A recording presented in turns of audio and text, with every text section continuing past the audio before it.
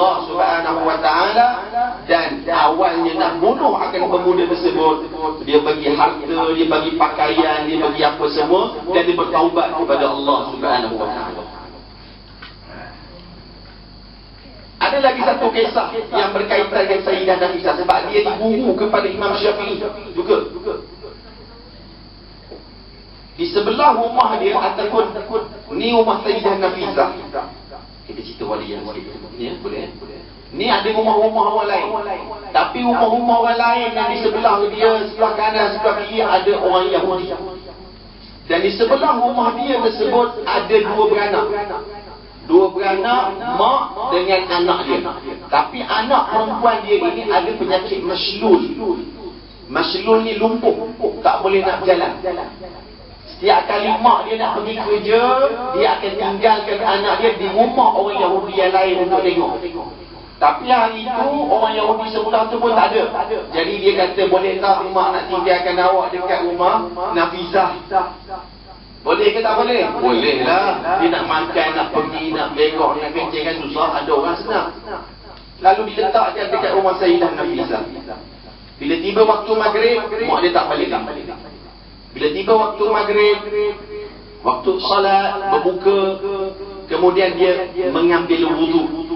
Ini karamah seorang wali Allah, iaitu Sayyidah Nafisah, yang mengkhatamkan 7,000 kali Al-Quran dalam kubur, dengan bacaan yang betul yang akidah. Dia ambil wudu, perempuan anak dia yang lumpuh tersebut duduk dekat tengah-tengah lorong ataupun tengah-tengah dekat tempat ruang tamu. Dia pergi dekat bilik air dia, ambil air sembahyang, kemudian dia nak pergi semula. Lalulah depan perempuan tersebut dan terjatuhlah titisan daripada air wudu dekat kaki anak perempuan Yahudi tersebut, dan dia pun teruskan ada salat. Macam kita lah, bila jatuh air kita buang. Dia gosok buang tu, tiba-tiba dengan berkat air wudu Sayyidah Nafisah, terus dia boleh berjalan. Lalu dia balik, dia cerita dekat mak dia, dan ringkasnya kedua-dua itu datang semula dekat rumah Sayyidah Nafisah dengan karamah seorang keturunan Nabi SAW yang akidah dia betul, beramal saleh. Dia pun menyatakan kedua beranak, la ilaha illallah Muhammadur Rasulullah. Dan semua daripada orang Yahudi yang lain turut mengucap 2 kalimah syahadat masuk Islam. Akhlak tu penting. Bukan nak fikir karamah je. Kita ni air wudu kita mudah sangat. Nak butuh akhlak. Itu siapa dia? Sayyidah Nafisah, guru kepada Imam Asy-Syafi'i. Imam Syafi'i wafat bila? Dalam bulan Rajab. Banyak lagi. Sultan Salahuddin Al-Ayyubi, Asy'ariyah Maturidiyah Ahli Sunnah wal Jamaah, berjaya membebaskan Baitul Maqdis, iaitu pada 27 Rejab.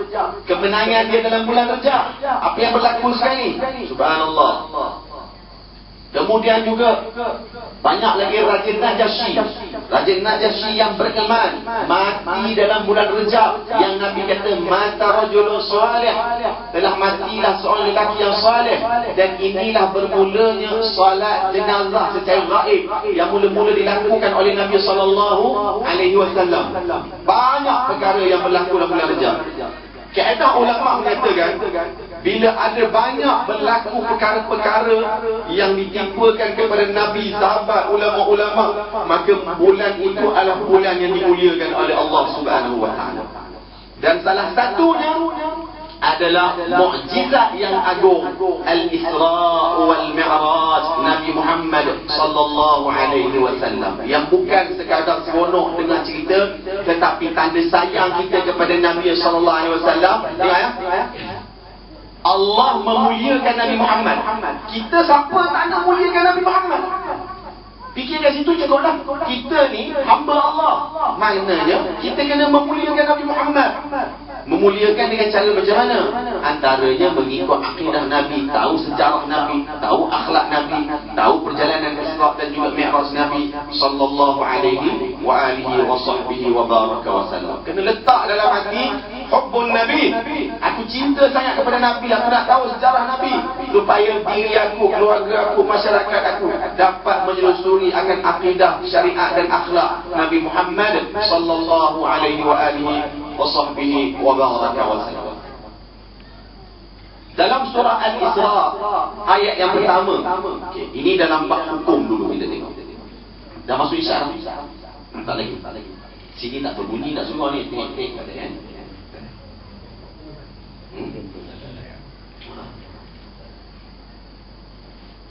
Hukum wajib beriman Isra itu berlaku dengan roh dan juga jasad, dengan nyawa dan juga tubuh badan, bukan manamiah.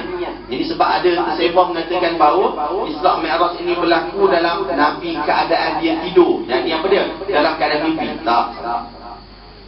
Tak boleh ragu-ragu tentang Isra. Sebab disebut secara jelas, Subhanallazi asra bi'abdihi laylan minal masjidil haram ila al-masjidil aqsa alladhi barakna hawlahu linuriyahu min ayatina innahu huwas sami'ul basir. Allah mendahulukan dengan kalimah subhanah. Ini benda yang sangat penting kita kena tahu. Bukannya Allah Ta'ala nak ceritakan tentang Isra dan juga Mi'raj, Nabi Muhammad naik ke langit bertemu dengan Allah yang berada di langit, maka itu adalah sesat dan boleh membatalkan akal iman kalau beriktikad Tuhan berada di atas Sidratul Muntaha. Sebab kalimah yang mula-mula didahulukan dengan Maha Suci Allah, tiba-tiba samakan Allah Ta'ala dengan makhluk pula duduk dekat atas langit. Na'udzubillah. Maha Suci Allah yang memperjalankan Asra. Asra tu memperjalankan pada waktu malam. Lailan sebahagian malam. Ulama kata apa dia? Bukan satu malam penuh. 1/3 malam je sebahagian ulama kata. 1/3 malam. Itulah mukjizat. Ialah perjalanan daripada Masjidil Haram ke Masjidil Aqsa, nisbahnya kena naik unta, naik keldai, ke jalan kaki berhari-hari. Naik pula ke langit pula yang pertama. Langit dunia dengan langit yang pertama jarak dia 500 tahun. Sebenarnya mukjizat tak? Mukjizat. Apa makna mukjizat? Perkara yang mencari adat yang luar biasa, yang tidak boleh dikalahkan oleh sesuatu. Dia tak macam karamah.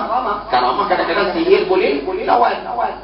Dan bagi mereka yang mendakwa, yang mengaku sebagai Nabi, contohnya apa dia? Nabi Musa alaihissalam, bahawa tongkat dia itu boleh mengalahkan akan tukang sihir yang kononnya tongkat ahli sihir itu bertukar menjadi ular. Padahal tak bertukar menjadi ular pun, dia mengelaburi mata orang saja.